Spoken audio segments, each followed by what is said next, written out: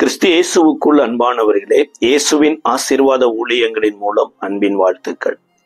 இந்த லெந்து கால தியானத்துல கூட எஸ்ரா தன் இருதயத்தை பக்குவப்படுத்தி இருந்தார் என்று, பரிசுத்தவான்கள் தேவனுடைய வார்த்தையில எப்படி கர்த்தருக்கு பிரியமான ஒரு இருதயத்தை உருவாக்கினார்கள் என்று ஒவ்வொரு நாளும் ஒவ்வொரு விதமான இருதயங்களை குறித்து தியானித்து வருகிறோம்.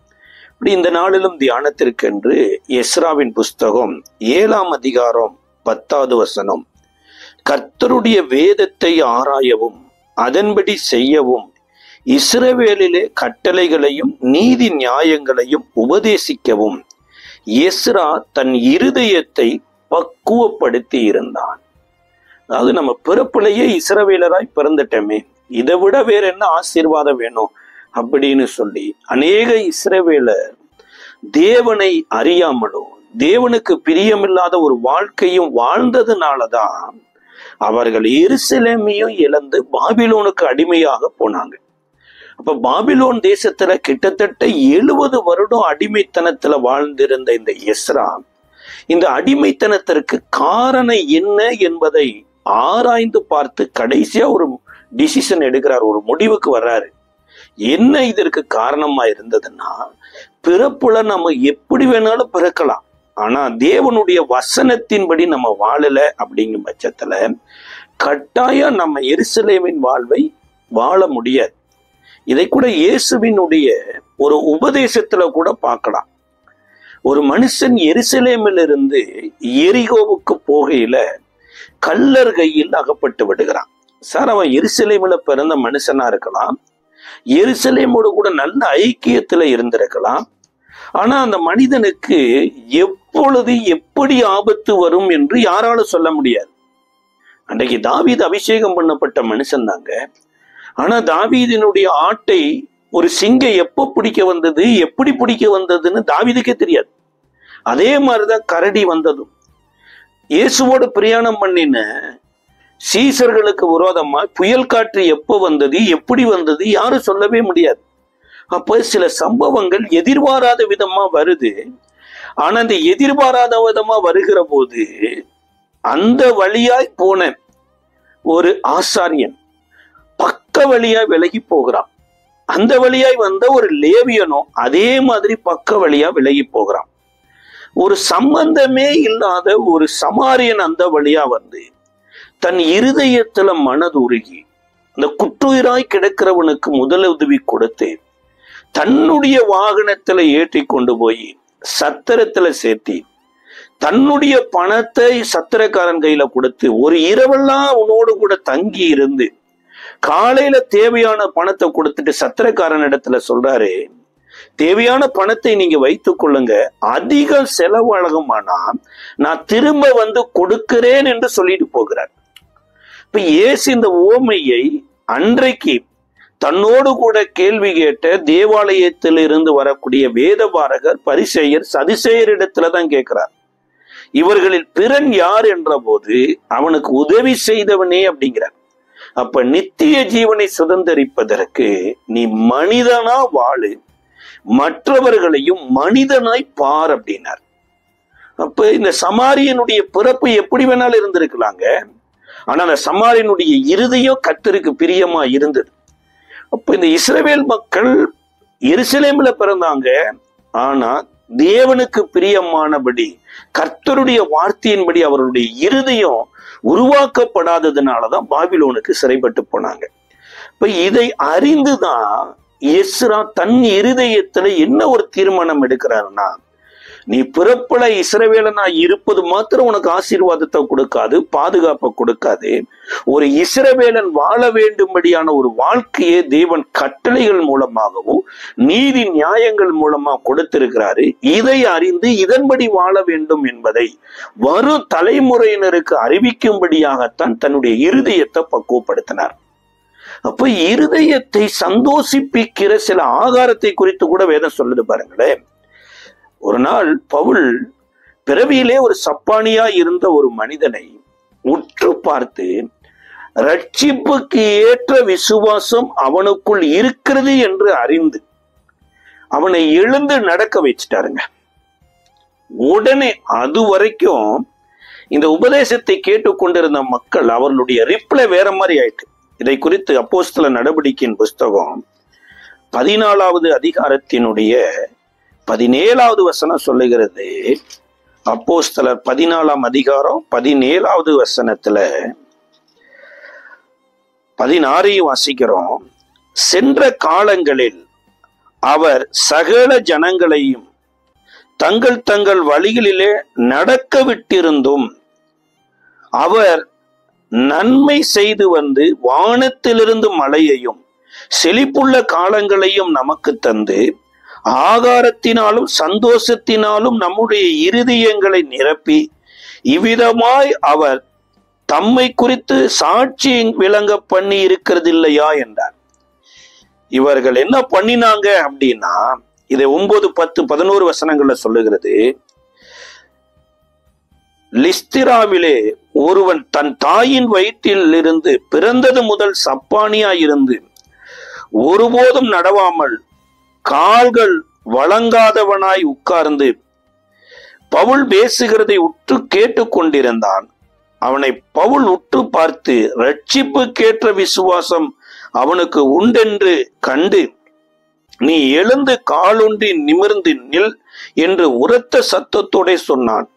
உடனே அவன் குதித்து எழுந்து நடந்தான். பவுல் செய்ததை ஜனங்கள் கண்டு, தேவர்கள் மனுஷ ரூபம் எடுத்து நம்மிடத்தில் இறங்கி வந்திருக்கிறார்கள் என்று லிக்கோனியா பாஷையிலே சத்தமிட்டு சொல்லி பர்னபாவை யூபித்தர் என்றும் பவுல் பிரசங்கத்தை நடத்தினபடியினால் அவனை மெர்க்குரி என்றும் சொன்னார்கள்.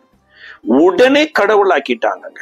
அதாவது ஒரு சப்பானி வெளியரங்கமா நடந்த உடனேயே நடக்க பண்ணின அந்த பவுலை இப்படி சொன்ன உடனேயே பவுல் சொல்றாரு, ஏன் நாங்களும் உங்களை போல ஒரு சாதாரண மனிதர்கள் தான். தேவன் சில காலங்கள் சில காரியங்களை அனுமதிக்கிறார்.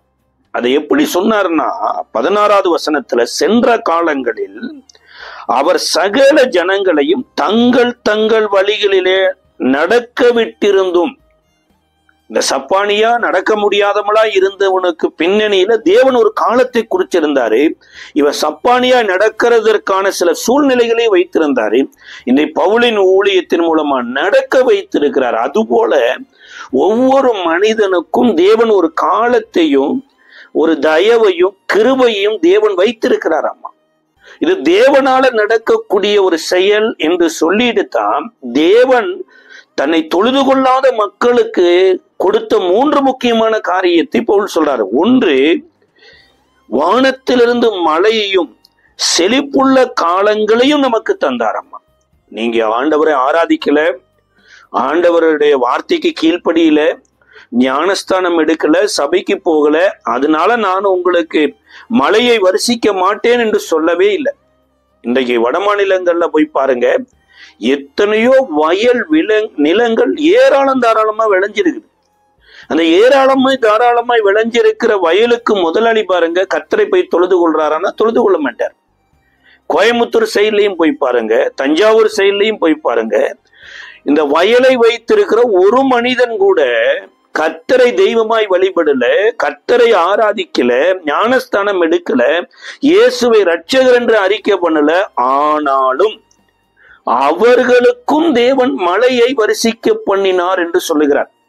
அப்ப மழையை வருஷிக்க பண்ணினது மாத்திரமல்ல, செழிப்புள்ள காலங்களை நமக்கு தந்து ஆகாரத்தினாலும் சந்தோஷத்தினாலும் நம்முடைய இருதயங்களை நிரப்பினார். அப்ப ஆண்டவர் எப்பேற்பட்ட ஒரு அன்புள்ள தேவன் அப்படின்னா, நீங்கள் ஆராதிக்கிறவர்களுக்கு மாத்திர நன்மை செய்கிறவர் அல்ல, இனி வருகிற காலங்களில அறிந்து ஆராதிக்க வேண்டும் என்றும் நன்மை செய்கிறார். ஆதாம் ஏதேன் தோட்டத்துல வேலை செய்ததுக்கு அப்புறம் அவருக்கு கனிகளை கொடுக்கக்கூடிய மரங்களை விளைவிக்கலைங்க. அவர் வேலை செய்தாலும் வேலை செய்யாவிட்டாலுமே அவருக்கு தேவையான கனிகளை விளைய வைத்த ஒரு நல்ல ஆண்டவர். இன்றைக்கு எத்தனையோ பேர் பாருங்க, சிலுவையில மரிக்க போகிற தருவாயில கூட ஒரு மனிதன் இயேசுவை ஏற்றுக்கொண்டான். சிலர் பிறந்த உடனேயே இயேசுவின் குடும்பத்துல பிறக்கிறாங்க. ஆனா இயேசுவுக்கு பிரியமில்லாமலேயே வாழ்ந்து வாழ்ந்து கடைசியா ஏதோ ஒரு என்கவுண்டர் அவங்க லைஃப்ல நடக்குது. அதுல அவரை சொந்த ரட்சகராய் ஏற்றுக்கொள்றாங்க. அப்ப அந்த கர்த்தருடைய என்கவுண்டர் வர்ற வரைக்கும் கூட ஆண்டவர் அவர்களை நேசித்து தான் அவர்களை போஷித்து சந்தோஷப்படுத்தி நடத்தி இருக்கிறார் அப்படிங்கிறார். அப்ப இந்த இருதயத்தை சந்தோஷப்படுத்துகிற ஆண்டவர் இருதயத்துக்குள் வாசமாய் இருக்க வேண்டும் என்று விரும்புகிறாராமா.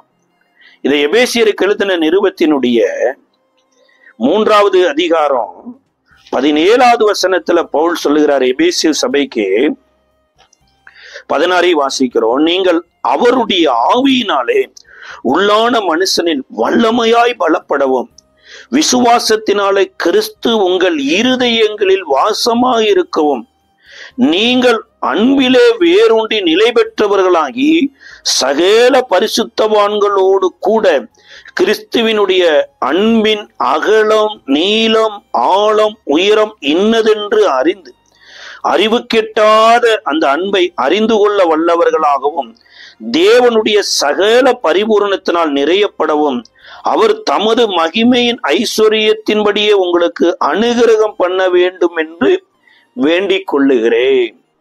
பவுல் தன்னால உருவாக்கப்பட்ட சபைக்கு தேவையான 3 முக்கியமான காரியம் சொல்றார். ஒன்று, கிறிஸ்து உங்கள் இருதயத்தில் வாசமாய் இருக்கணும். 2வது காரியம், சகல பரிசுத்தவான்களோடு கூட ஒரு ஐக்கியம் உங்களுக்கு இருக்கணும். 3வது காரியம்தான் அறிவுக்கு எட்டாத அந்த அன்பின் நீளம் அகலம் உயரம் ஆழம் இவைகளை நீங்கள் அறிந்து கொள்ள வேண்டும் என்று கர்த்தர் விரும்புகிறாராமா. அப்ப கிறிஸ்து நம்ம இருதயத்தில் வாசமாய் இருக்கணுமா இருந்தா நம்மளுடைய இருதயம் கிறிஸ்துவை குறித்து ஒரு தெளிவாய் இருக்கணும் பாருங்க. அப்ப நம்மளுடைய ஆகாரத்தோடு கூட தேவனுக்கும் நமக்கும் வைத்திருக்கிற மிகப்பெரிய ஒரு தொடர்பு இருக்குதுங்க.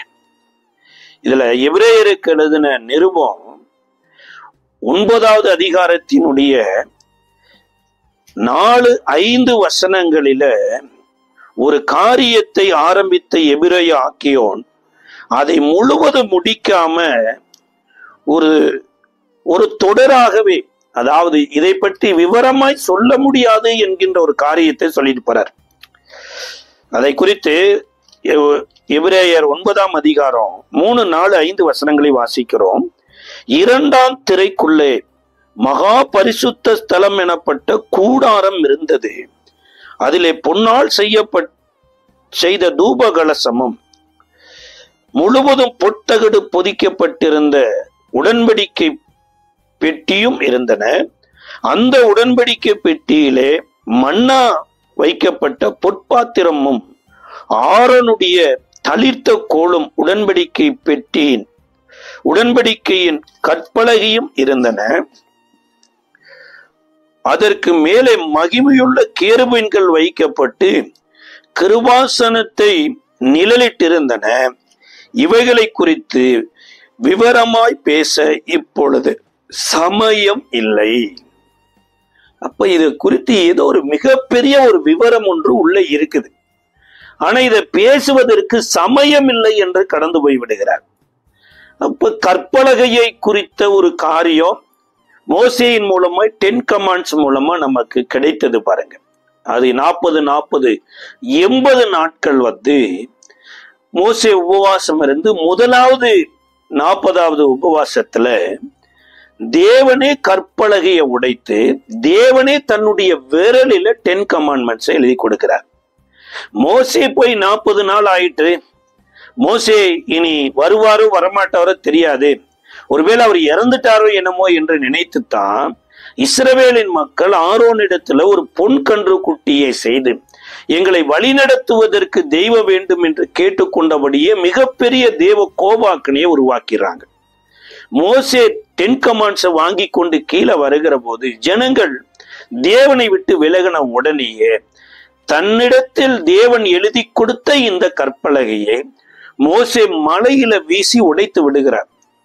திரும்பவும் மோசே தேவனை நோக்கி ஜெபித்த போது 2வது விசை மோசேட்ட கர்த்தர் என்ன சொல்றாருன்னா, நீ உடைத்த கற்பலகையின் மாதிரியின்படி ஒரு கற்களை வெட்டி கொண்டு வா, நான் அதுல எழுதி கொடுப்பேன் அப்படிங்கிறார். இப்ப முதலாவது கற்பலகை எனப்பட்டது மனிதனுக்கும் கற்பலைக்கும் சம்பந்தமே கிடையாது, ஆனா மனிதன் ஃபாலோ பண்ணும்படியானது. ஆனா இரண்டாவது கற்பலகை எனப்பட்டது மோசேக்கும் இந்த கற்பலகைக்கும் தொடர்பு இருக்கிறதுங்கிற காட்டிலும் மனிதனுக்கும் கற்பலகைக்கும் தேவன் தொடர்பை ஏற்படுத்தி இப்ப மோசே இதை செய்து கொண்டு போன கற்பலகையில தான் அதே 10 கமாண்ட்மெண்ட்ஸ் எழுதி கொடுக்கிறார். அப்போ மகா பரிசுத்த ஸ்தலத்துல உடன்படிக்கை பெட்டியில இருக்கக்கூடிய கற்பலகை எனப்பட்டது முதலாவது கொடுத்த கற்பலகை அல்ல, இரண்டாவது விசை மோசே செய்து கொண்டு போனதுல தேவன் எழுதி கொடுத்தது. அடுத்து வரக்கூடிய 2 முக்கியமான காரியங்கள்ங்க, அதை யாராலும் மாற்றவே முடியாது, அதை யாராலும் செய்யவே முடியாது. ஆரோனுடைய துளிர்த்த கோல். இந்த ஆரோனுடைய துளிர்த்த கோலை குறித்து விவரமாய் நம்ம பார்க்கறதுக்கு முன்னாடி, ஒரு கோல் துளிர்க்க வேண்டும் என்பதற்கு கிட்டத்தட்ட 3 மாதமாகும், அல்லது அதிகபட்சமா போயிட்டா ஒரு 15 நாட்களாவது தேவைப்படும் ஒரு செடி துளிர் விட்டு காய் காய்க்கிறதுக்கு.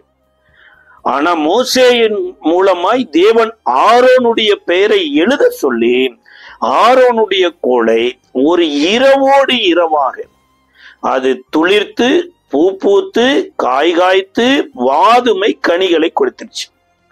சரி, இது ஒரு இரவோடு இரவா நடந்ததுன்னு வைத்துக் கொள்ளலாம் பாருங்க.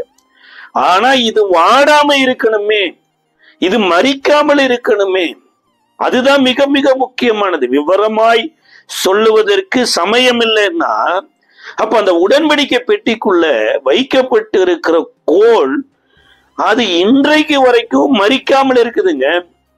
அந்த கனி கெட்டு போகாம இருக்குது, அந்த இலைகள் வாடாம இருக்குது. இது எப்படி ஆகுது?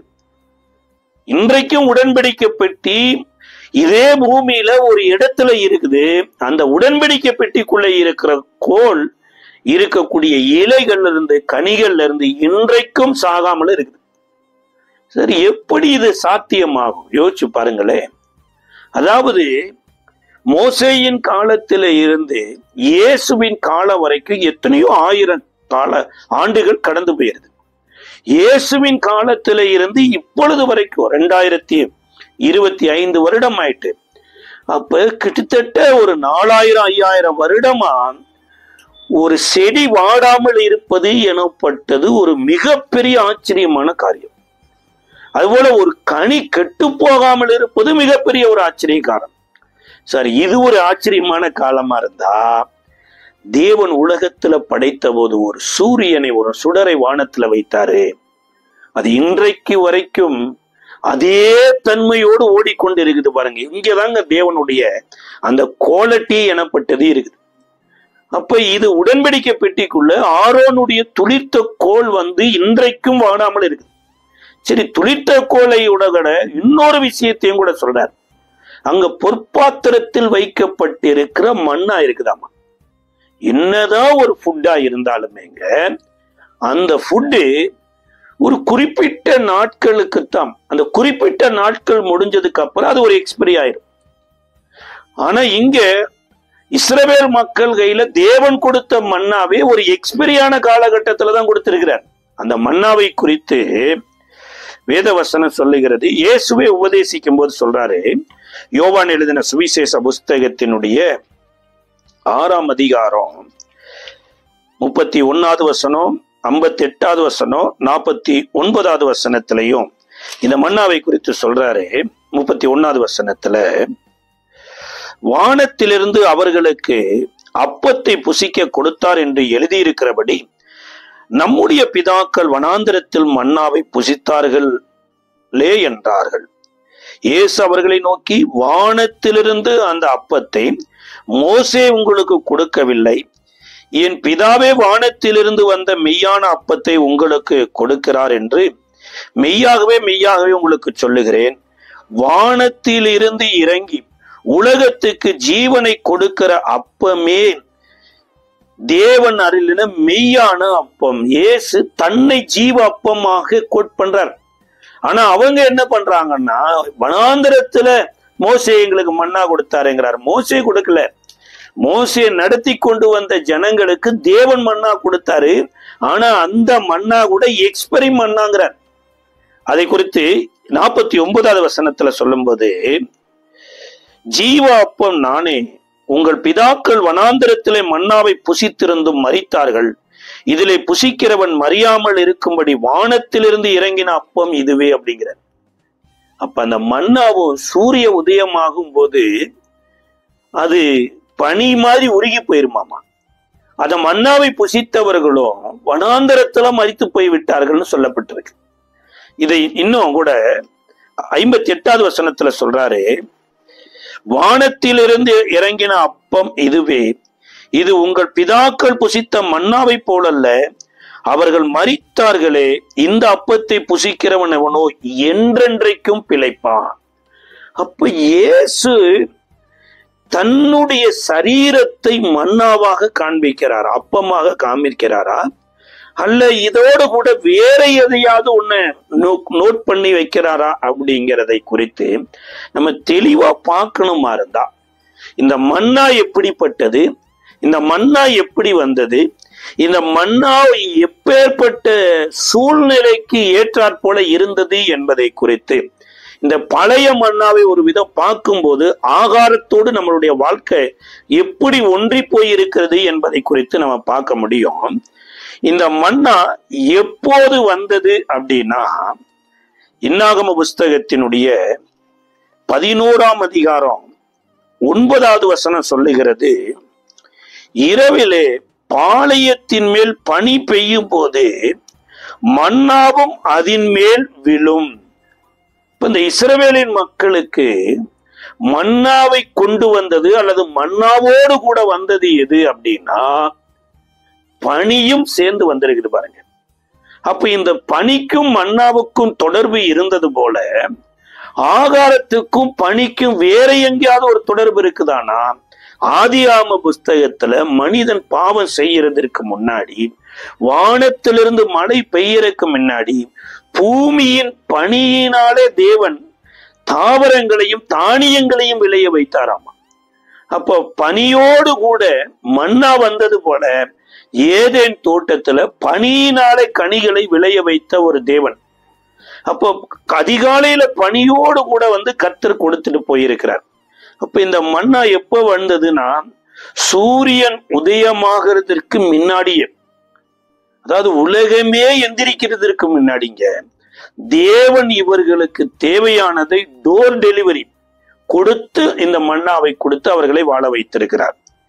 இதை குறித்து யாத்ராம புஸ்தகத்தினுடைய 16வது அதிகாரத்தினுடைய 31வது வசனம் சொல்லுகிறது, இஸ்ரவேல் வம்சத்தார் அதற்கு மன்னா என்று பெயரிட்டார்கள்.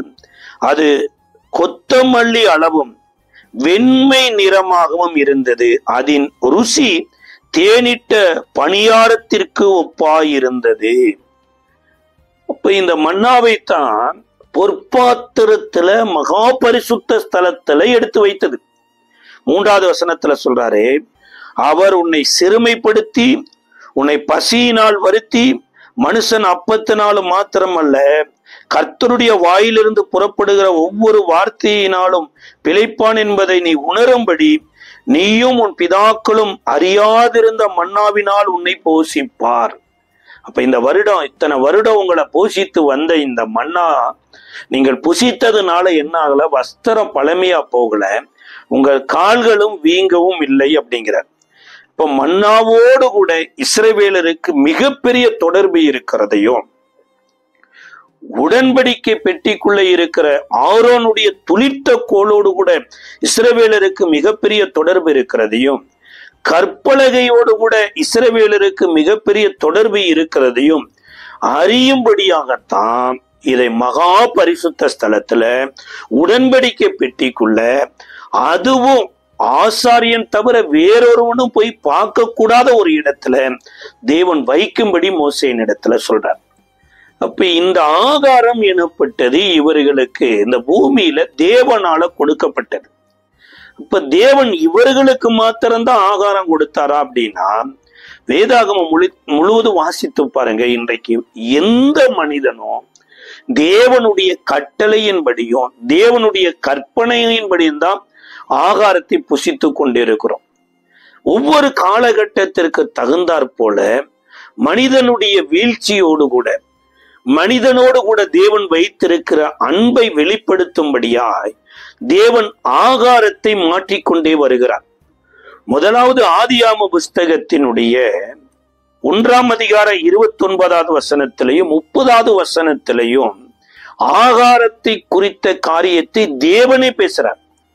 அங்க மாத்திரம் இல்லைங்க, மத்தேயு எழுதின சுவிசேஷ புஸ்தகத்துல கூட 6ஆம் அதிகாரம் 25வது வசனத்திலையும் லூக்கா 12வது அதிகாரம் 33வது வசனத்திலையும் சொல்றாரு, ஆகையால் எண்ணத்தை உண்போம் எண்ணத்தை குடிப்போம் என்று உங்கள் ஜீவனுக்காகவும் எண்ணத்தை உடுப்போம் என்று உங்கள் சரீரத்திற்காகவும் கவலைப்படாதிருங்கள் என்று உங்களுக்கு சொல்லுகிறேன்.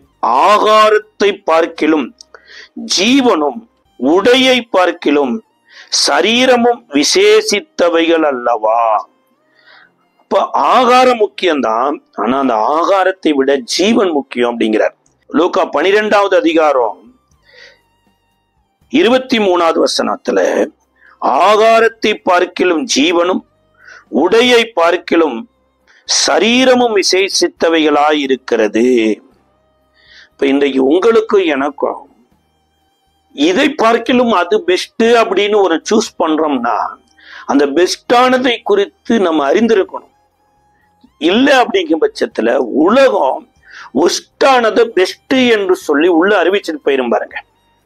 அன்றைக்கு பாலாக் எனப்பட்ட ஒரு தீர்க்கதரிசி பிலேயாம் எனப்பட்ட மோவாபிய ராஜாவின் இடத்துல கொடுத்த ஒரு ஆலோசனையின் நிமித்தமாகத்தாங்க இஸ்ரவேலினுடைய பாளையத்துல எத்தனையோ பேர் விபச்சார பாவத்துல விழுந்து தேவ கோபாக்கினைக்கு காரணமா மாறினாங்களாமா. இதை இந்த நாட்களில் இருக்கிற திருச்சபைகளும் ஃபாலோ பண்ணுகிறது என்று சொல்லி வெளிப்படுத்தின விசேஷம் 2வது அதிகாரத்தினுடைய 14வது வசனம் சொல்லுகிறது, ஆகிலும் சில காரியங்களை குறித்து உன் பேரில் எனக்கு குறை உண்டு.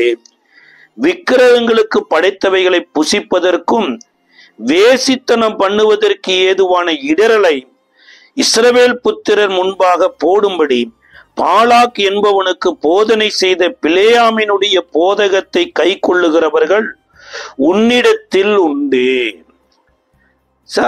பிலேயாமினுடைய ஆலோசனையை ஃபாலோ பண்ண வைத்த பாலாக் என்ன அப்படின்னா, இந்த பிலேயாம் மலைமலையாய் போய் இஸ்ரவேல் மக்களை சபிக்கும்படியாக நின்று கொண்டிருக்கிறான். ஒவ்வொரு மலையிலையும் போய் ஆடு வருது பலி செலுத்தின உடனேயே பிலேயாம் இஸ்ரவேலை சபிக்கும்படி வாயை துறந்தா கர்த்தர் நாவை பிடிச்சிட்டார், கொரடு போட்டு பிடிச்ச மாதிரி பிடிச்சிட்டார். இவன் சபிக்கிறதற்கு பதிலா ஆசீர்வதிக்கிறான். எங்கெங்க எல்லாம் போய் பலிபீடம் கட்டி எங்கெங்க எல்லாம் சபிக்க போன போது அங்கு எல்லாமே இவன் ஆசீர்வதித்த உடனே கடைசியா இந்த பாலாக் ராஜா கையோடு கைகொட்டி என்று சொல்லப்பட்டிருக்குது. அதாவது அவனை முடிக்கணும்னு முடிவு பண்ணிட்டான். பிழையாம பாலாக் ராஜா ஒரு வில்லனை போல கைய தட்டி, வெரி குட், நீ இஸ்ரவேலனுக்கு சப்போர்ட்டிவா வந்தவனா, நீ எப்படி இந்த மோவாப்பை விட்டு போவே என்பதற்கு அடையாளமாய் கைகொட்டி அவனை கேட்ட போதுதான் அங்க பிழையாம் வந்து பாலாக்குக்கு ஒரு நூதனமான ஒரு ஆலோசனை கொடுத்தான். என்ன ஆலோசனைனா, உன்னிடத்துல இருக்கிற கன்னி பெண்களை நீ இஸ்ரவேலருடைய பாளையத்துக்குள்ள அனுப்பிவிடு. அவர்கள் பெண்கள் விஷயத்துல வீக்கா இருக்கிறதுனால ஆட்டோமேட்டிக்கா இஸ்ரவேலருடைய பெண்களின் மேல ஒரு மகிமை இருக்குது. அவர்களுக்குள்ள இச்சை இல்லை. ஏன்னா அவர்கள் ஆட்டுக்குட்டியின் மாம்சத்தோடு எகிப்தை விட்டு புறப்பட்டு வந்திருக்கிறாங்க. கண்மலையின் தண்ணீரை குடித்து வந்து கொண்டிருக்கிறாங்க. அக்கினி ஸ்தம்பத்திலும் மேக ஸ்தம்பத்திலும் நடத்தப்பட்டு கொண்டிருக்கிறாங்க. இந்த தொடர்பு இல்லாத வேசி இருதயமுடைய விபச்சார சுபாவம் உள்ள இந்த மோவாபிய ஸ்திரீகளை உள்ள விட்டினா கட்டாயம் இந்த இஸ்ரவேலர் இந்த இச்சையில விழுந்து தேவ கோபத்துக்கு அவங்களே ஆளாயிருவாங்க, நாம ஒண்ணும் பண்ண வேண்டாம், தேவனே அவர்களை அழித்து விடுவார் என்று ஒரு நூதனமான ஒரு ஆலோசனை கொடுத்தது அப்படியே அந்த பாலாக் ராஜா ஃபாலோ பண்ணதுனால 1 கொரிந்தியர் 10வது அதிகாரத்துல சொல்லப்பட்டிருக்கிறது, இந்த வேசித்தனத்தினால எத்தனையோ 1000 இஸ்ரவேலின் மக்கள் வனாந்தரத்துல மரித்தாங்களாமா.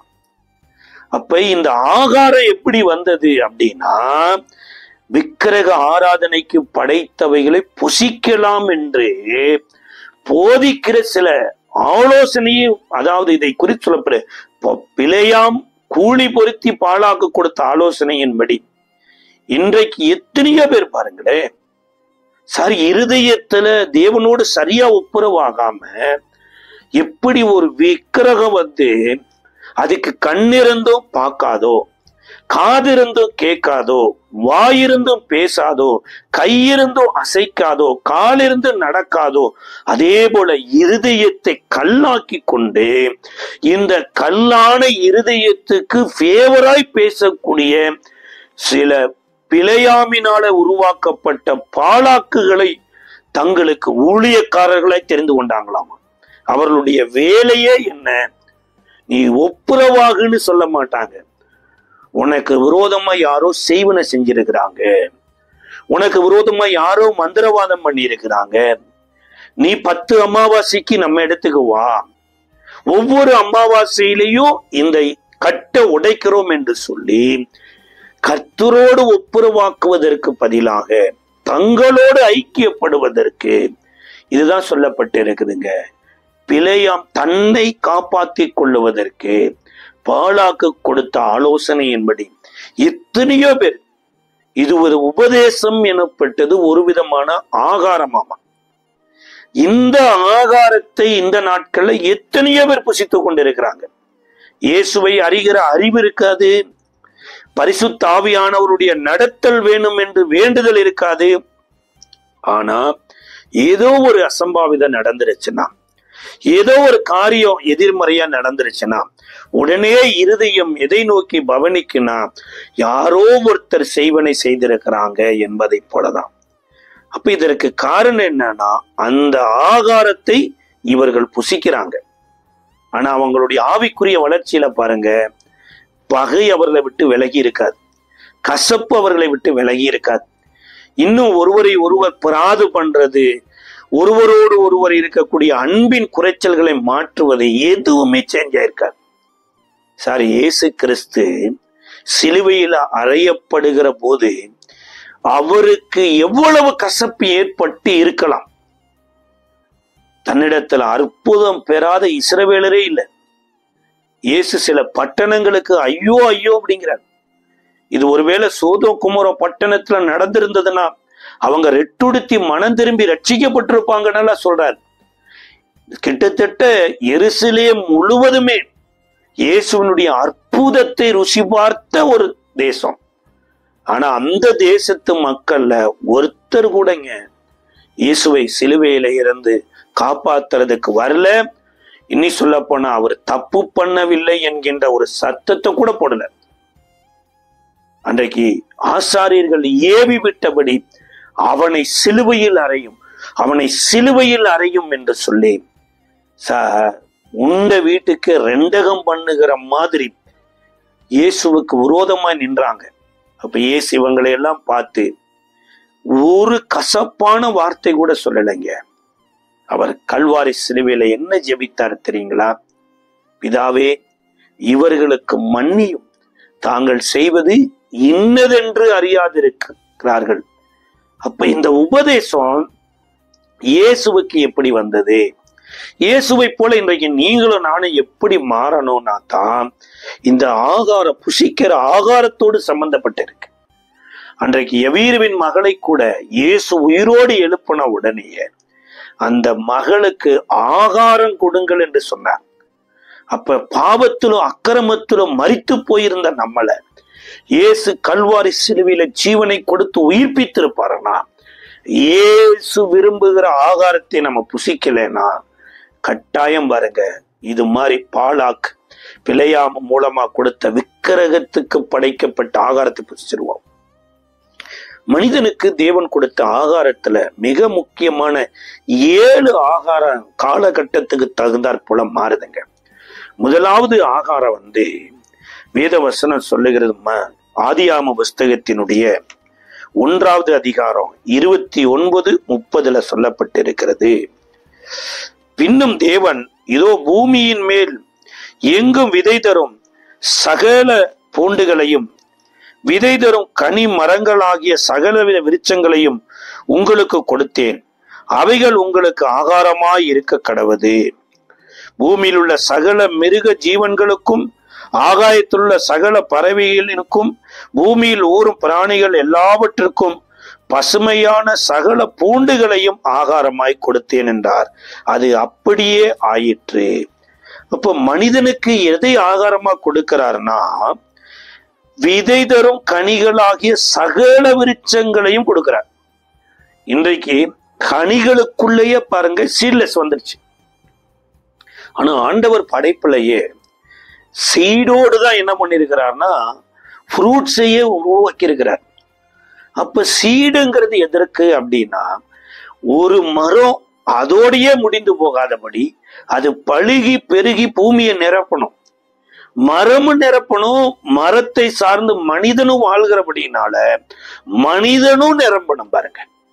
அப்ப மரம் எல்லைகளை கடந்து போய் விளையணும், மனிதனும் எல்லைகளை கடந்து போய் வாழ வேண்டும் என்று தேவன் படைக்கும் போதே சீடோடு தான் படைக்கிறாரு. அந்த சீடோடு இருக்கிற ஃப்ரூட்ஸத்தை சாப்பிடணுங்கிறார். ஆனா மனிதன் பாவம் செய்த உடனேயே வேதவசனம் சொல்லுதுங்க, மனிதனுக்கு தேவன் ஆகாரத்தை மாற்றுகிறார். 3வது அதிகாரத்தினுடைய 18வது வசனம் சொல்லுகிறது. 17 வாசிக்கிறோம். பின்பு அவர் ஆதாமை நோக்கி, உன் மனைவியின் வார்த்தைக்கு செவி கொடுத்து புசிக்க வேண்டாம் என்று நான் உனக்கு விலக்கின விருட்சத்தின் கனியை புசித்தபடியினால் பூமி உன் நிமித்தம் சபிக்கப்பட்டிருக்கும். நீ உயிரோடு இருக்கும் நாளெல்லாம் வருத்தத்தோடு அதை பலனை புசிப்பாய். அது உனக்கு முள்ளும் குறுக்கும் முளைப்பிக்கும் வெளியின் பயிர் வகைகளை புசிப்பாய். அப்ப அதாவது சீடு ஃபுட்டு ஃப்ரூட்ஸை சாப்பிட்ட மனுஷனுக்கு இன்றைக்கு பயிர் வகைகளுக்குள்ள ஆண்டவர் தள்ளிட்டார். இந்த பயிர் கூட எங்க விளையும்னா மண்ணுக்குள்ள இருந்துதான் விளையும். அப்ப மண்ணுக்குள்ள இருக்கிற பயிர் மனிதன் புசிக்கிற போது அந்த மண்ணே சபிக்கப்பட்டதா இருக்கிறபடினால அதுல வருகிற ஆகாரமும் இவருக்கு சாபத்துக்குரியதாகவே தான் இருக்குது. அப்ப மனிதன் ஆகாரத்தை ஆசீர்வாதமா புசிக்கல, ஆகாரத்தை சாபமாக புசிக்கிறான். சில பேர்த்திட்ட கேட்டு பாருங்க, எதற்காக வேலைக்கு போறீங்க? ஒரு ஜான் வயிற்றுக்குத்தான் வருது சார். இந்த வயிற்றுக்காக வேலைக்கு போகிறதுங்கிறது சாபம். அப்ப இந்த ஆகாரம் இல்லாம வயிறு கிள்ளுது, பசி துடிக்குது. அப்ப இதுக்கு பின்னணியில என்ன இருக்குதுன்னா, இந்த சபிக்கப்பட்ட பூமியிலிருந்து பயிர் வகைகள் விளைந்தபடியினால இந்த சபிக்கப்பட்ட பூமியிலிருந்து பயிர்களை சாப்பிட்டு சாப்பிட்டு இந்த சரீரமே சாபத்துக்குரிய சரீரமா கன்வெர்ட் ஆகுதுங்க. இதற்கு அப்புறம் மனிதனை கட்ட இந்த பூமியில ஏதேன் தோட்டத்தை விட்டு வெளியே அனுப்புறார். இந்த சபிக்கப்பட்ட மண்ணில இருந்த பயிர் வகைகளை சாப்பிட்டு சாப்பிட்டு மனிதன் முற்றிலும் சாப சொரூபமா மாறுறான். அதனுடைய முதல் கனி என்னன்னா, சகோதரனை கொலை செய்யறான் பாருங்க. ஆதியாம புஸ்தகம் 6வது அதிகாரத்துல தேவனே விசனப்படும்படியாய் மனிதனுடைய இருதயத்தின் நினைவுகள் நித்தம் பொல்லாததா இருக்கு. அதாவது சிறியோர்ல இருந்து பெரியோர்ல இருந்து ஆண்ல இருந்து பெண்ல இருந்து எல்லோருடைய இருதயத்தின் நினைவுகள் நித்தம் பொல்லாததா இருக்கிறதுனால இப்ப தேவன் பூமியை வாஷ் அவுட் பண்ணுவதற்கு முன்பாக நோவா எனப்பட்ட ஒரு மனிதனிடத்துல தேவன் சொல்றார். அந்த நோவா தான் போஜன பதார்த்தங்களை உருவாக்குறார். அதாவது பாயில் ஃபுட் அங்கதான் உருவாகுது. அன்றைக்கு ஆதாமுக்கு ஃப்ரூட்ஸின் மூலமா கொண்டு வந்து சபிக்கப்பட்ட நிலைமைக்கு அப்புறம் பயிர் வகைகளை கொண்டு போய் இப்ப நோவாவின் மூலமாக தேவன் 6ஆம் அதிகாரம் 21வது வசனம் சொல்லுகிறது. 6:21 உனக்கும் அவைகளுக்கும் ஆகாரமாக சகலவித போஜன பதார்த்தங்களை சேர்த்து உன்னிடத்தில் வை என்றார். நோவா அப்படியே செய்தான். தேவன் தனக்கு கட்டளையிட்டபடி எல்லாம் அவன் செய்து முடித்தான். இப்ப நோவாவினுடைய பேழைக்குள்ள சகல காட்டு மிருகங்களோ நாட்டு மிருகங்களோ பறவைகளோ ஊர்வன எல்லாம் வந்ததுக்கு அப்புறம் எல்லாவற்றிற்கும் ஆகாரம் கொடுத்தது யாருன்னா நோவா தான் கொடுக்கிறார்.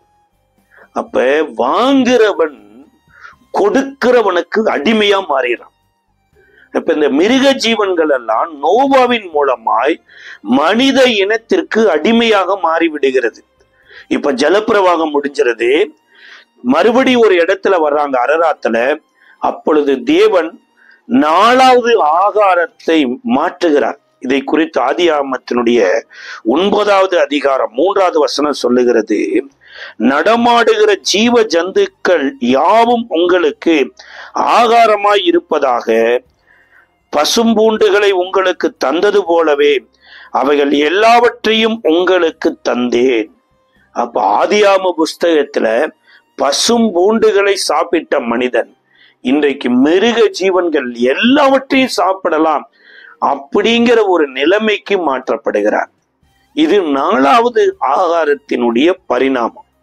அப்ப என்ன, எல்லா மிருகங்களை சாப்பிடுவதனுடைய பெரிய நோக்கம் என்னன்னா, இந்த மனிதனுக்காகவே மிருகங்கள் உயிர் வாழுகிறதா மாறிடுச்சு.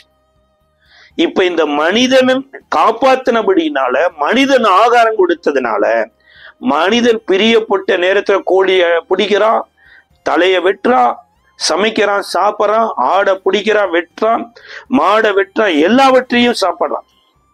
இது படைப்புல அப்படி இல்லை. ஆனா ஒவ்வொரு காலகட்டத்துல தேவன் ஒவ்வொரு சூழ்நிலையில ஆகாரத்தை மாத்திட்டே வருகிறார். இப்ப யாத்ராகம புஸ்தகத்தினுடைய 16வது அதிகாரத்துலதான் இந்த மன்னா எனப்பட்ட ஒரு ப்ராஜெக்ட உள்ள கொண்டு வர்றார். அப்ப இந்த மன்னாவிக்கு தேவனே என்ன பண்றாருன்னா ஒரு காலத்துல எடுத்து வைக்க சொல்றார். 6வது காரியம்தான் லேவியராகமத்துல இந்த மிருக ஜீவன்கள்லயுமே சில மிருக ஜீவன்களை சாப்பிடக்கூடாதுன்னு ஒரு ப்ராஜெக்ட் கொண்டு வர்றார். அதை குறித்து லேவியராகமம் 11வது அதிகாரத்தினுடைய 3-7 வரைக்கும் சொல்லப்பட்டிருக்கிறது. இப்ப இங்க சில காரியங்களை ஆகாரத்திலேயே செப்பரேட் பண்றார். மானை சாப்பிடலாம், ஆடு சாப்பிடலாம், மாடு சாப்பிடலாம், கோழி சாப்பிடலாம், இது எல்லாம் சாப்பிடலாம்.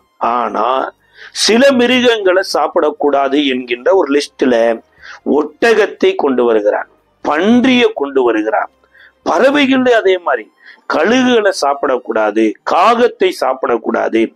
இதை உபாகமம் 14வது அதிகாரம் 6-8 வரைக்கும் சொல்றார். அப்ப இதெல்லாம் சாப்பிடக்கூடாது என்று இஸ்ரவேலர் அப்படியே கீழ்ப்படிஞ்சாங்க. எதை சாப்பிடணுமோ அதை அப்படியே கீழ்ப்படிஞ்சாங்க. ஆனா இயேசு இதற்கு பின்பு 6வது அதிகாரத்துல என்ன சொல்றாருன்னா, என் மாம்சத்தை புசித்து என் ரத்தத்தை பானம் பண்ணவில்லை என்றால் நித்திய ஜீவன் இல்லை அப்படிங்கிறார். அப்ப இதையெல்லாம் ஏற்றுக்கொண்டவங்க, சார் மிருகத்தை எதற்காக சாப்பிட வேண்டாம், எதற்காக சாப்பிடுன்னு சொன்னாருங்கிறத அவங்க ஏற்றுக்கொள்ளல. உடனே கேட்டு அதை கீழ்ப்படிஞ்சாங்க. ஆனா இன்றைக்கு இயேசு தன்னுடைய சரீரத்தையும் தன்னுடைய ரத்தத்தையும் மையப்படுத்தி ஒரு முக்கியமான ஒரு காரியத்தை சொல்றார். இதை குறித்துத்தான் யோவான் 6வது அதிகாரத்துல சொல்றாரு, ஒவ்வொரு தேவனை ஏற்றுக்கொண்ட ஞானஸ்தானம் எடுத்து அபிஷேகம் பெற்ற ஒவ்வொரு பிள்ளைகளும் இதை அஸ்திவாரமாக கொண்டிருக்கிறோம். இதற்கு பேரு ஹோலி கம்யூனியன் அப்படிங்கிற. இப்ப இயேசு தன்னுடைய சரீரத்தை பிட்டு கொடுத்தாரா அப்படின்னு பாருங்க, அவர் பிட்டு கொடுக்கவே இல்லை. அவர் மன்னாவை எடுத்துத்தான், அப்பத்தை எடுத்துத்தான் பிட்டு, இது உங்களுக்காய் பிற்கப்படுகிற என்னுடைய சரீரமா இருக்குதுன்னு சொன்னார். அவர் ரத்தத்தை கொடுத்தாரா குடிக்கிறதுக்குன்னு பாருங்க, ரத்தத்தை கொடுக்கல. இது உங்களுக்காய் சிந்தப்பட்டு இருக்கிற புது உடன்படிக்கையின் ரத்தம் அப்படிங்கிறார். அப்ப பூமியில ஆரோக்கியமாய் வாழ்வதற்கு ஏதோ ஒரு ஆட்டினுடைய ரத்தத்தை நீங்க சிந்துனீங்க, அது உங்களுக்கு தப்பா தெரியல. ஆசாரிப்பு கூடாரத்துல பாவமே செய்யாத ஒரு ஆட்டை வெட்டி அதன் ரத்தத்தை எடுத்து மகாபரிசுத்த ஸ்தலத்துல தெளித்தீங்க. அப்ப அந்த ஆடினுடைய ரத்தம் ஆட்டை கொன்னது பாவமா உங்களுக்கு தெரியல. ஆனா இயேசு தன்னுடைய ரத்தத்தை புது உடன்படிக்கையின் ரத்தமாக சிந்த போகிறதை அறியாத இஸ்ரவேலர் இது கடினமான உபதேசம் என்று சொல்லி அநேகர் இடறி போயிட்டாங்களாமா. அந்த நேரத்துலதான் இயேசு தம்முடைய சீசர்களை பார்த்தோம், நீங்களும் போய்விட மனதா இருக்கிறீர்களா அப்படிங்கிறார். உங்க இருதயமும் இந்த உபதேசத்தை கேட்க மனதில்லையா? இந்த உபதேசம் உங்களுக்கு கடினமா இருக்குதா அப்படின்ன போது அந்த நேரத்துல சீசர்கள் சொல்றாங்க, உம்மை விட்டு நாங்கள் எங்கே போவோம் ஆண்டவரே, ஜீவனுள்ள வார்த்தை உம்மிடத்தில் அல்லவா இருக்கிறதுங்கிறார். அப்ப இயேசுவினுடைய சரீரமும் ஏதேன் தோட்டத்துல ஆதாமினுடைய சரீரமும் ஒரே மாதிரி சரீரம் தான் பாருங்க. இன்னைக்கு சொல்ல போனா ஆதாமினுடைய சரீரம் மண்ணினால உருவாக்கப்பட்டு நாசியில சுவாசத்தை ஊதி அது ஜீவாத்மாவாகிய சரீரமா இருந்தது. ஆனா இயேசுவினுடைய சரீரம் பரிசுத்த ஆவியினால கன்னி மரியாளின் மேல் நிழலிட்டு பரிசுத்த ஆவியினால உற்பத்தியாகி பூமியில பரிசுத்தமாய் பிறந்த இந்த சரீரம். ஏன் இவர் மனுஷ சரீரத்தில் வந்தார் அப்படின்னா, பிள்ளைகள் மாம்சத்தையும் இரத்தத்தையும் உடையவர்களாய் இருக்க அவரும் மாம்சத்தையும் இரத்தத்தையும் உடையவரானார். அப்ப இயேசு இந்த இரத்தத்தையும் மாம்சத்தோடு எதுக்கு வந்தாருன்னா, ஒவ்வொரு பிள்ளைகளையும் தேவனுடைய பிள்ளைகளா மாற்றுவதற்கு தன்னுடைய சரீரத்தை எப்படி ஒரு ஆடு தன் சரீரத்தை கிழித்து இஸ்ரவேலருக்கு மகா பரிசுத்த ஸ்தலத்துல போய் வேண்டுதல் செய்வதற்கு அர்ப்பணித்தோ அதே மாதிரிதான் இவர் தன்னுடைய சரீரத்தை பிற்க கொடுக்கிறார். இப்ப இயேசுவின் மூலமாக இப்பேற்பட்ட ஒரு மிகப்பெரிய ராஜரீக ஆசாரிய கூட்டம் பரிசுத்த ஜாதியை வருவதற்கு அவர் பலியாகிறார். இயேசு இந்த பூமியில இருந்தபோது பிதாவின் சித்தத்தை மாத்திரம் செய்தார். ஆனா நம்மளால அதை செய்ய முடிய மாட்டேங்குதே. விசுவாசத்தினாலே கிறிஸ்து உங்கள் இருதயங்களில் வாசமாய் இருக்க வேண்டும்னு சொல்றாரு. என்னால விசுவாசிக்க முடியலையே. இன்னைக்கு எத்தனையோ பேரு நீங்க விசுவாசிங்க அற்புதம் நடக்கணும், அவங்க விசுவாசம்னா என்னன்னே தெரிய மாட்டேங்குது. அப்ப விசுவாசம் எப்ப வரும் அப்படின்னு எபிரேய ஆக்கியன் சொல்றாருன்னா, விசுவாசத்தை துவக்கிறவரும் முடிக்கிறவரும் ஆகிய இயேசுவை நோக்கி. இப்ப இயேசுவின் மூலமா தாங்க விசுவாசமே வரும். விசுவாசங்கிறது ஏதோ ஒரு மனிதன் முயற்சி செய்ததுனால பெற்றுக்கொள்ளுகிறது அல்ல. இது ஒரு ஆவிக்குரிய கனி. கலாத்தியருக்கு எழுதின நிருபத்துல பவுல் சொல்றாரு, அன்பு, சாந்த குணம், இச்சையடக்கம், விசுவாசம் இதெல்லாம் ஆவிக்குரிய கனி. ஆவி எனப்பட்டது ஒண்ணு இருந்தா தாங்க ஆவிக்குரிய கனி எனப்பட்டது ஒன்று இருக்கும். அப்ப இயேசு பூமியில பிதாவின் சித்தத்தை செய்தாரு. ஏதேன் தோட்டத்துல ஆதாமும் பிதாவின் சித்தத்தை செய்தார். ஏதேன் தோட்டத்துக்குள்ள தேவனே ஆதாமுக்கு அயர்ந்த நித்திரையை வர பண்ணி அவருடைய விலா எலும்பை எடுத்து ஒரு மனுஷியை செய்து கொண்டு வந்த போது, ஏன் விலா எலும்பை எடுத்தீர் என்று ஆதாம் கேட்கல. கொண்டு வந்த மனுஷியை பார்த்து இவர்கள் என் மாம்சத்தின் மாம்சமும் என் எலும்பின் எலும்புன்னு ஏற்றுக்கொண்டாரு. ஏதேன் தோட்டத்துல என்ன வேலை கொடுத்தாலும் ஒரு முறுமுறுப்பு இல்லாம மன நிறைவா செய்தார். இன்னைக்கு பெத்த பிள்ளைகளே பாருங்க, அம்மா அப்பா சொல்ற வேலைய மன நிறைவா செய்யறாங்க? வாய்ப்பே இல்லை. ஏன் தெரியுங்களா? ஆவி எனப்பட்டது இல்லைன்னா பெத்த தாய் தகப்பன் சொல்றதவே மனப்பூர்வமா செய்ய முடியாத போது பரலோகத்துல இருந்து தேவன் சொல்றதை எப்படி செய்ய முடியும்? ஒரு இடத்துல இயேசு சொல்றாங்க, காண்கிற சகோதரனிடத்துல அன்பு கூறாதவன் காணாத தேவனிடத்துல எப்படி சார் அன்பு கூறுவான்? தேவசாயலாய் படைக்கப்பட்ட மனுஷனையே நீங்க வேதனைப்படுத்துறீங்க, அடிக்கிறீங்க, கொலை செய்யறீங்க. அப்ப தேவனை எப்படி உங்களால பிரியமா வாழ வைக்க முடியும்? யாக்கோபு ஒரு இடத்துல கேட்கிறாரு, ஒரு நீரூட்டல இருந்து 2 விதமான தண்ணீர் வருமா? குடிக்கிற தண்ணியும் வருது, உப்பு தண்ணியும் வருதுன்னா அப்ப அது ஏதோ ஒரு தவறுதல் நடந்திருக்குன்னு தான் அர்த்தம். அப்படி வருவதற்கு வாய்ப்பே இல்லை. அதே மாதிரி தேவனையும் உங்க நாவுனால துதிக்கிறீங்க, தேவனால் படைக்கப்பட்ட மனுஷனையும் சபிக்கிறீங்க. இது என்ன விதமான காரியம் என்று கேட்கிறார். இப்ப தேவனுக்கு பிரியம் இல்லாதது என்னன்னா, இரு நாவு உள்ளவர்கள் தான். இரு நாக்கு இந்த உலகத்திலேயே ஒன்றே ஒன்றுக்கு தாங்க இருக்குது. எல்லாத்துக்கும் ஒரே ஒரு நாக்கு தான். ஆனா இரண்டு நாக்கு யாருக்கு இருந்ததுன்னா, சாத்தானுக்கு கருவியாய் பயன்பட்ட சர்பத்துக்கு இருக்குது. ஒரு நாக்கை கொண்டு ஆகாரத்தை புசிக்குது, ஒரு நாக்கை கொண்டு விஷத்தை கக்குது. அப்ப சாத்தானின் கருவியாய் இருக்கிறவர்களுக்குத்தான் இரண்டு நாக்கு இருக்கு பாருங்க. இன்றைக்கு நீங்களும் நானும் ஒரே நாவுடையவர்களா, ஒரே தேவனுக்கு பிரியமா வாழணுமா இருந்தா, இயேசுவின் சரீரத்துல அவர் எப்படி பிதாவின் சித்தத்தை செய்தாரோ அதே போல நீங்களும் பிதாவின் சித்தத்தை செய்வதற்கு அவருடைய சரீரம் பிற்கப்பட்டதை விசுவாசித்து அவருடைய சரீரத்தோடு நான் ஒப்புரவாகிறேன் என்பதற்கு அடையாளமாகத்தான் இந்த கம்யூனியன் எனப்பட்டதை எடுக்கிறோம். இந்த ரத்தம் எனப்பட்டது ஏதோ ஆபேல் எப்படி தன்னை கொலை செய்த அண்ணனை பழிவாங்க துடித்ததோ அது மாதிரி அல்ல. இயேசுவை போல தன்னை தூசிக்கிறவர்களையும் தன்னை காயப்படுத்துகிறவர்களையும் மன்னித்து ஜெபிப்பதற்கு என்னுடைய ரத்தத்தினால முடியாது. இது இயேசுவின் உடன்படிக்கையின் ரத்தத்துல வந்தபடினால அவருக்காக நான் இவர்களை மன்னிக்கிறேன், அவர்களுக்காக இவர்களை ஆசீர்வதிக்கிறேன், அவருக்காக நான் இவர்களை நான் மனதார விட்டு கொடுக்கிறேன் என்கின்ற அந்த ரத்தம் தான் புது உடன்படிக்கையின் ரத்தம். ஆதாமின் ரத்தத்துல நம்மனால கர்த்தருக்கு பிரியமா வாழ முடியாது. ஏன் அப்படின்னா, இந்த ஆகாரம் சாபத்திலிருந்து வந்தது. இந்த சாபத்தின் ஆகாரத்தை புசித்து புசித்து ரத்தம் முழுவதும் சாப சின்னங்களாகவே நிறைந்திருக்குது. அப்ப இயேசுவின் ரத்தம் ஆசீர்வாதத்துல வந்தது. அந்த ரத்தம் முழுவதும் ஆசீர்வாதத்துல நிறைந்திருக்குது.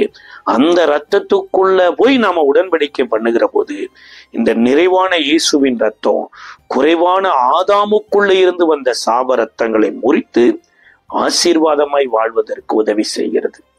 இந்த நாள்ல கூட ஆண்டவரே, உண்மையே நாங்கள் ஆகாரமாய் உட்கொள்ள, பிதாவின் சித்தத்தை செய்வதே என்னுடைய போஜனமாய் இருக்கிறது என்று நீர் விரும்பினது போல உம்முடைய சித்தம் செய்வதே எங்கள் போஜனமாய் இருக்கட்டும் என்று நம்ம ஜெபிக்கிற போது கட்டாயம் வேதம் சொல்லுதுங்க, நம்மளுடைய இருதயத்தையே தேவன் மகிழ்ச்சியினாலோ ஆகாரத்தினாலும் திருப்திப்படுத்துவார்.